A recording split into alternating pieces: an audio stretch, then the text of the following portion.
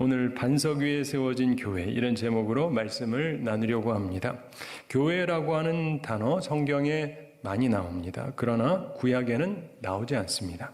신약에만 나옵니다. 복음서 중에는 마태복음에만 나옵니다. 마가, 누가, 요한복음에는 없어요. 오늘 본문 그리고 약간 뒤에 한 번 나옵니다. 즉 예수님께서 교회라고 말씀하시면서 말씀하신 기록은 생각보다 거의 없습니다. 자, 13절 함께 읽어보겠습니다. 예수께서 빌립보 가이사랴 지방에 이르러 제자들에게 물어 이르시되 사람들이 인자를 누구라 하느냐. 예수님께서 사람들이 예수님을 누구라고 하는지 제자들에게 질문하셨습니다.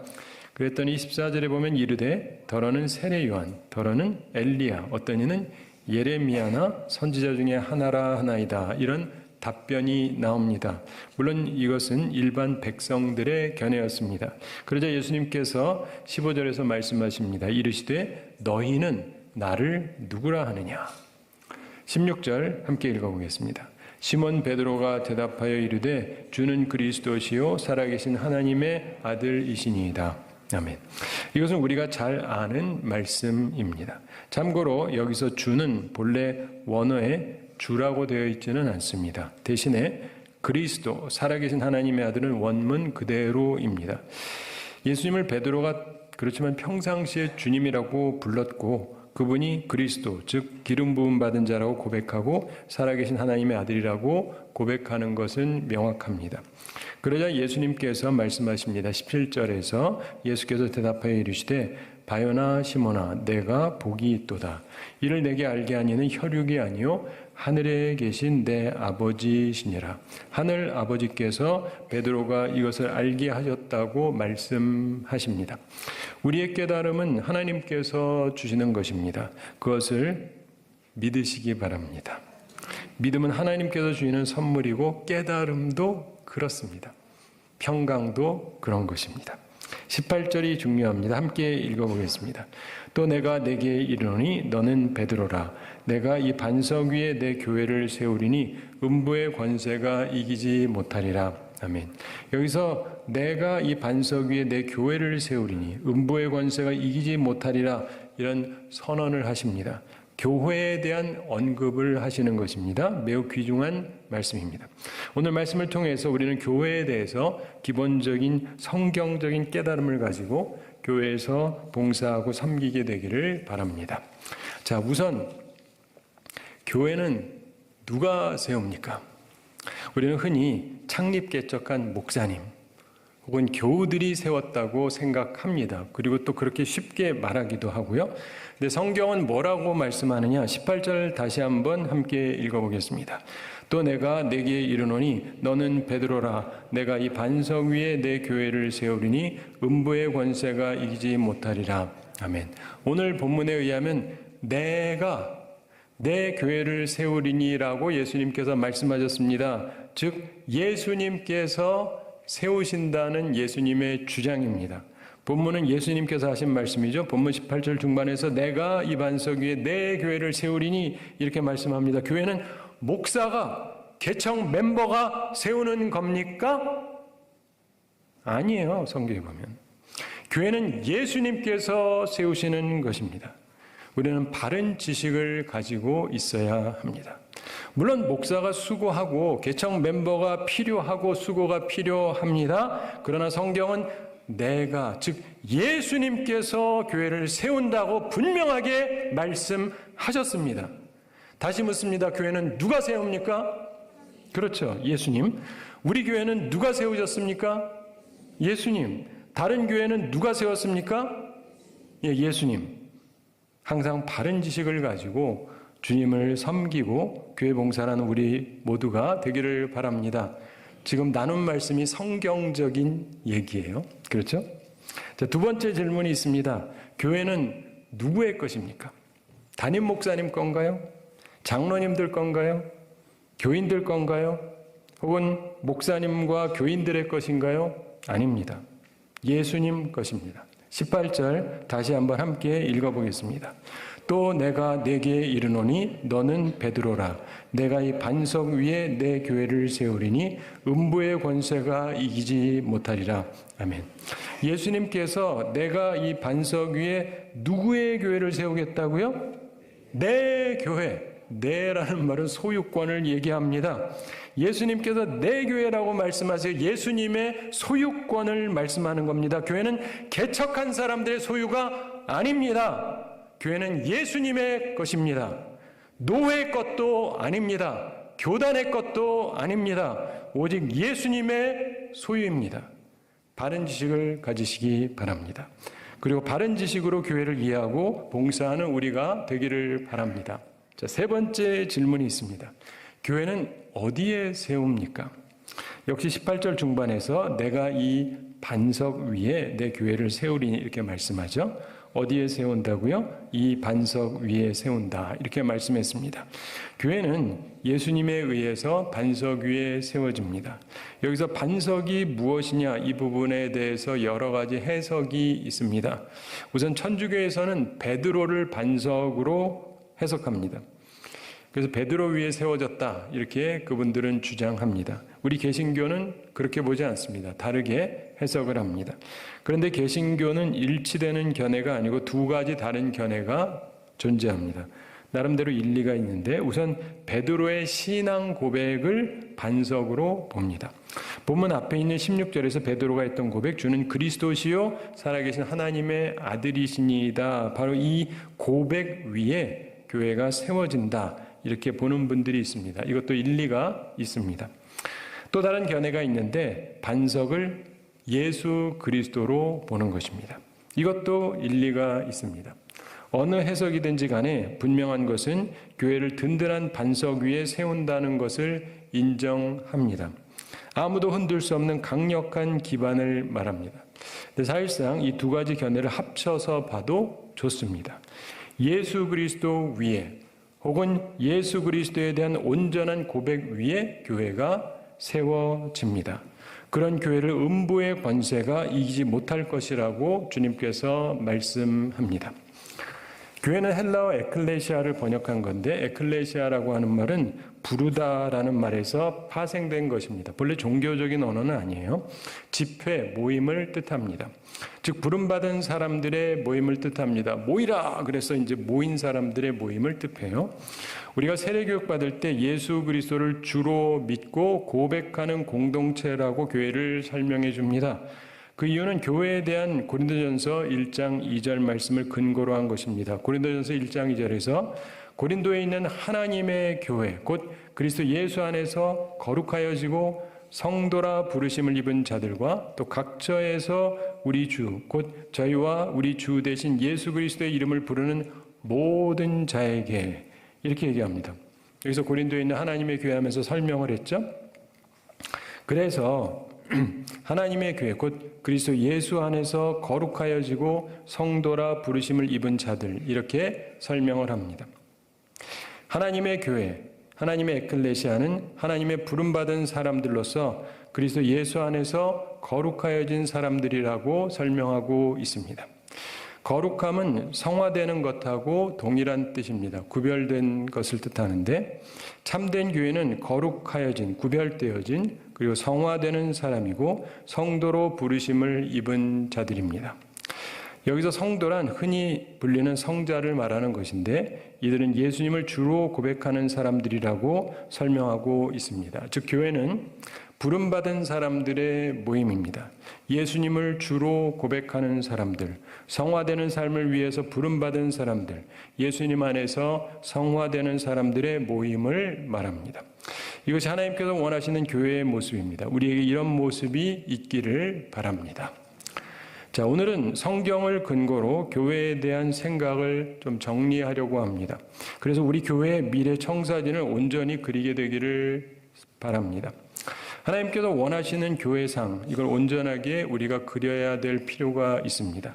세 가지를 제가 설명하겠습니다. 첫째, 교회 크기, 둘째, 교회 구조, 셋째, 건물에 대해서 설명을 드리겠습니다. 우선 교회 크기랑 관련해서 첫 질문을 하겠습니다. 마음속으로 솔직하게 마음으로만 답해 보시기 바랍니다. 교회는 커도 되느냐? 사람이 많은 것이 좋으냐? 이런 질문입니다. 여러분 마음의 답은 무엇입니까? 성경은 교회의 숫자의 성장에 관심이 있는가? 여러분의 답은 무엇입니까? 성경의 답은 모두 그렇다요. 여러분들이 딴 답을 하셨으면 성경을 잘 모르시는 거예요. 정신 차리고 잘 들으시기 바랍니다. 교회는 커도 되고 사람이 많은 것이 좋은데, 왜냐하면 성경이 교회의 숫자 성장에 관심이 있기 때문입니다. 오늘날 마귀의 공격으로 자유주의 신학의 영향을 받아서 교회 양적 성장에 비판적인 시각이 많습니다. 그런 견해가 팽배합니다. 그러나 교회는 질만이 아니라 양적인 성장이 있어야 됩니다. 왜냐? 그게 성경적이기 때문에 그렇습니다. 의문이 드는 분은 저와 함께 이제 하나님의 말씀 성경, 특별히 사도행전을 함께 찾아보면서 제대로 이해하시게 되기를 바랍니다. 1장을 먼저 보시면 거기에서 숫자에 관심을 보이느냐? 확실히 보입니다. 예수님의 말씀을 듣고 마가의 다락방에 몇 명이 모여서 기도합니까? 1장 15절에 약 120명 이렇게 언급합니다. 숫자에 관심이 있습니다. 오순절날 성령이 임하십니다. 그리고 베드로와 사도들이 설교를 합니다. 기분 좋은 설교가 아니라 찌르는 설교를 합니다. 2장 37절 초반을 보면 그들이 이 말을 듣고 마음에 찔려 이렇게 말하죠. 마음에 찔린 사람들이 회개합니다. 그리고 세례를 받습니다. 2장 41절에서 뭐라고 말합니까? 함께 찾아서 읽어보시기 바랍니다. 그 말을 받은 사람들은 세례를 받음에 그날의 신도의 수가 3,000이나 더하니. 아멘. 제자의 수가 몇 명이 늘었다고요? 3,000이라고 말합니다. 자, 지금 성경을 보시면 숫자에 관심이 있습니까? 없습니까? 있죠. 관심이 없으면 숫자를 안 적었겠죠. 성경은 분명히 회개하고 변화된 제자의 숫자에 관심이 있습니다. 3장과 4장에서 성경의 관심을 다시금 설명을 합니다. 3장을 보십시오. 베드로와 요한이 성전에 올라가다가 나면서부터 못 걷게 된 사람을 예수님의 이름으로 걷게 합니다. 놀라서 사람들이 몰려들자 베드로가 다시 설교합니다. 그리고 나타난 결과를 4장 4절에서 말씀합니다. 4장 4절 말씀을 들은 사람 중에 믿는 자가 많으니 남자의 수가 약 5,000이나 되었더라. 아멘. 자, 말씀을 듣고 믿게 된 자의 수를 말하고 있습니다. 남자의 수가 몇 명이요? 네, 약 5,000명이라고 말씀합니다. 자, 성경은 숫자에 관심이 있습니까? 없습니까? 있죠. 이런 증거를 보면서도 다른 생각이 드는 사람이 있다면 과연 합리적 사고를 하는 사람인지 혹은 택함받은 사람인지 의심해 볼 필요가 있습니다. 성경은 분명하게 숫자에 관심이 있습니다. 사랑하는 성도 여러분, 성경을 제대로 아시기 바랍니다. 요즘 엉터리 가르침, 자유주의 신학이 너무 팽배합니다. 성경은 숫자에 관심이 없다고 말하는 무지한 사람들, 숫자에 관심을 갖는 것은 잘못된 것이라고 말하는 엉터리 거짓 교사들이 너무 많습니다. 그러나 성경은 교회가 처음 설 때부터 교회의 숫자에 지대한 관심을 나타냅니다. 분명히 제자의 수가 3,000이나 더하더라. 믿는 자가 많으니 남자의 수가 약 5,000이나 되었더라. 이렇게 분명하게 기록하고 있습니다. 요즘 초대교회로 돌아가자 운동 벌이는 분들이 많습니다. 그렇다면 우선 숫자에 관심을 가져야 됩니다. 말씀의 역사로 수천 명의 교회를 이루는 것이 성경의 첫 모델이었습니다. 성경은 목사 한 명이 한 200~300명 나누어 갖는 구조가 아니고요. 수만 명의 교인과 많은 목회자가 함께 사역하는 구조를 처음에 설명합니다. 그것이 최초의 교회 모델입니다. 단지 한 가지 생각할 것이 있기는 합니다. 성경에 말씀하고자 하는 것은 단순 숫자 증가는 아니라는 것입니다. 숫자를 이야기하는 양쪽 이야기들 모두 말씀을 받고 말씀을 듣고 이런 전제가 있어요. 즉 단순히 교회 출석하는 사람에 대한 관심이 아니고 하나님의 말씀을 들으러 온 사람, 말씀을 받으러 오는 사람의 성경은 관심이 있습니다. 그리고 단순히 말씀을 듣는 것이 아니라 듣고 회개하고 제자가 되는 사람들, 그리고 듣고 믿는 사람이라고 규정하고 있습니다. 하나님의 교회에 출석하면서 말씀 듣고 회개하고 돌이켜 제자, 즉 순종하고 따르는 사람의 숫자에 관심을 둡니다. 변화된 사람, 참된 제자의 숫자에 관심을 성경은 둡니다. 그리고 말씀을 듣고 믿는 사람의 숫자에 관심을 둡니다.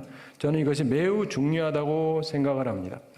오늘날 좌로나 우로나 치우쳐진 가르침이 많습니다. 무조건 숫자만 중시하는 가르침, 혹은 무조건 숫자를 무시하는 가르침, 모두 잘못된 것입니다. 하나님의 말씀은 좌우로 치우치지 않는 바른 목표를 우리에게 제시합니다. 지금 했던 이야기를 기초로 오늘 제가 분명한 전제를 말씀드립니다. 성경은 말씀을 중시하는 사람, 회개하고 변하여 제자로서 따르고 순종하는 사람의 숫자 증가에 지대한 관심이 있습니다. 그리고 말씀을 듣고 믿는 자들의 숫자 증가에 지대한 관심이 있습니다. 바라기는 우리 교회는 그런 사람들로 숫자가 증가하는 참된 교회가 되기를 바랍니다. 말씀에는 관심 없고 회개하지도 않고 믿음도 없고 친교만 하러 오는 사람들로 증거하는 교회가 되면 안 됩니다. 그것은 엉터리 교회이기 때문에 주님이 기뻐하지 않습니다. 참고로 요즘 가정교회 운동이 많이 일어나고 있습니다. 소규모로 하면서 제 생각에는 별 상관은 없다고 느끼지만 한 가지 언급할 부분이 있습니다. 이분들 중에 또 좀 오해하는 분들이 있어요. 당시 이스라엘에서는 성전은 오직 하나였습니다. 그래서 따로 성전을 지을 수가 없었어요. 금지되었습니다. 성전을 따로 지으면 죽임을 당했습니다. 그래서 할 수 없이 가정에서 모였어요. 분명 초대 예루살렘 교회가 그렇게 모이기는 했지만 그것은 시대 상황이 그랬던 것입니다. 교회 건축을 안 한 게 아니에요. 교회가 있었다니까요. 이미 잘 지어진 성전이 있었던 것입니다.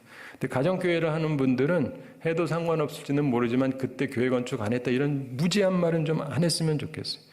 그렇게 자기들이 모이는 게 유일한 성경적 방식이라고 말하는 것은 아주 편협한 생각에 불과합니다. 조금 심하게 말하면 무지한 발상입니다. 참고로 마가의 다락방이 몇 명이 모였다고 그랬죠? 120명이 모였다고 그러잖아요. 작은 수죠?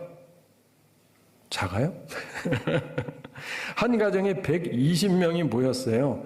성경은 결코 10명씩 모이는 가정교회를 말하거나 제시하고 있지 않습니다.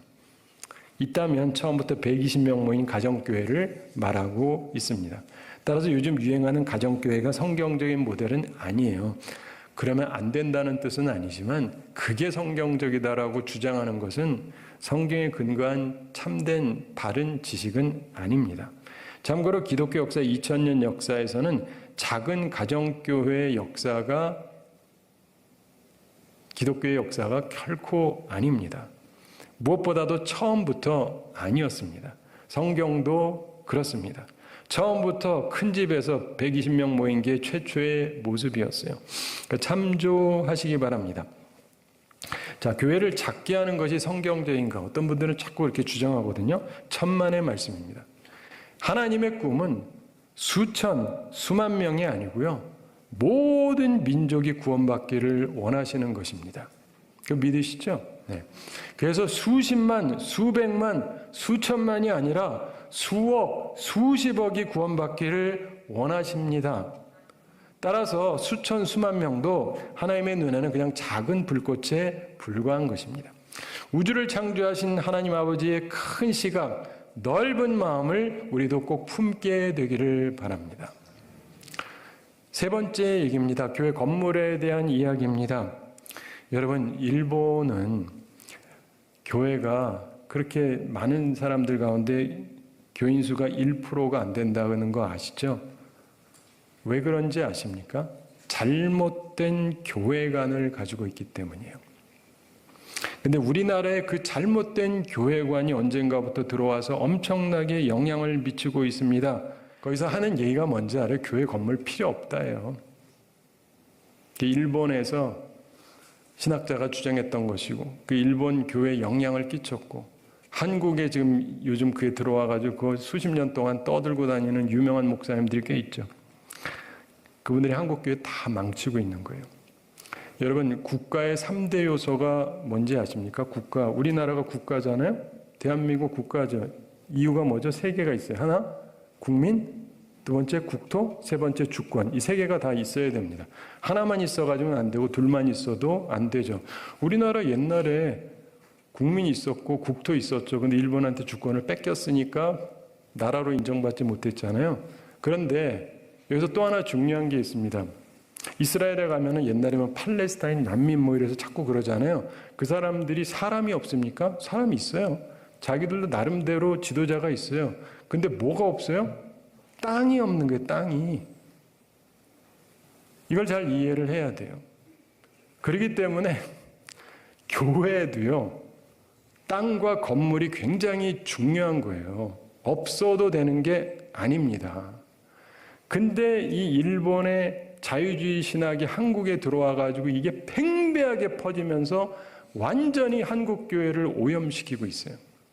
건물 지을 필요 없다. 사랑하는 성도 여러분, 결론적으로 말씀을 드리는데 모세는 가나안을 소망했어요. 그러나 직접 들어가지는 못했습니다.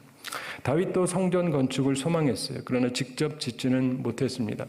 전 옛날에 모세보다 여호수아가 되고 싶어서 처음 개척하는 교회를 여호수아 장로 교회로 세웠는데도 뜻대로 잘 되지는 않았고, 그러니까 하나님이 허락하지 아니하면 마음대로 되는 건 아니에요. 저는 앞으로 어떻게 될 거냐? 모릅니다. 제가 어찌 알겠어요. 사랑하는 성도 여러분, 그런데 하나님의 일을 위해서 우리 교회도 세워졌다는 것을 기억하셔야 됩니다. 이제 창립 45주년을 맞아서 하나님 말씀 중심으로 더 많은 제자를 만들고 더 많은 믿는 자로 더욱 큰 교회가 되어서 세상에 빛이 되기 위해서 함께 같은 마음, 같은 뜻, 같은 헌신으로 하나님 나라와 영광을 위해서 전심전력하는 우리 모두가 되기를 바랍니다. 그래서 마지막 심판날 주님께 잘했다 칭찬받는 우리 모두가 되기를 바랍니다. 제가 한 가지 이야기 말씀드리면서 오늘 말씀을 마치겠습니다. 스스로 자신을 사회 생태학자라고 불렀던 경영학자 피터 드러커라고 하는 분이 있었습니다. 아시는 분은 잘 아실 텐데 그 삼성의 이건희 회장의 그 멘토였다 그러죠. 이분 말 듣고 삼성이 이렇게 성공했다 그래요. 이분의 저서들은 학문적으로나 대중적으로 널리 읽혀졌습니다. 이 드러커는 현대 경영학의 아버지로 불려집니다. 드러커는 경영학을 인간을 잘 살도록 만드는 학문이다 이렇게 정의를 합니다. 인간의 연약함을 극복할 수 있는 인간의 힘을 발견해서 그것을 생산체계 속에 적용하는 것을 경영이라고 그는 말합니다. 그는 연구 대상을 효율성보다는 그 주체인 사람으로 삼았습니다. 그는 지식사회의 도래를 예언했습니다. 오늘날 많이 사용되는 혁신, 자기관리, 기업가 정신 이런 용어는 대부분 이 드러커로부터 비롯된 것입니다. 그는 대기업들에게 노동자를 부품이 아닌 인간으로 대우하라 이렇게 말했습니다. 효율성보다 인간을 강조했습니다. 팀 경영의 중요성을 강조했고 참다운 지도자는 영리한 것이 아니라 순수하고 성실하다 이렇게 주장했습니다. 드러커는 인간 사회에는 틀림없이 마찰이 있을 수밖에 없는데 이 마찰을 줄여주는 윤활유가 겸손이고 예의라고 말했습니다. 이 두 가지는 교회도 그렇고 모든 것에 필요합니다. 뭐라고요? 겸손과 예의. 우리가 겸손하고 서로 매너를 지켜주는 게 굉장히 중요합니다.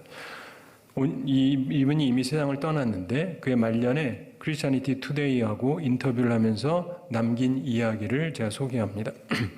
드러커가 기업 경영 세계가 해결하지 못하는 사회의 근본적인 문제를 그가 발견했습니다.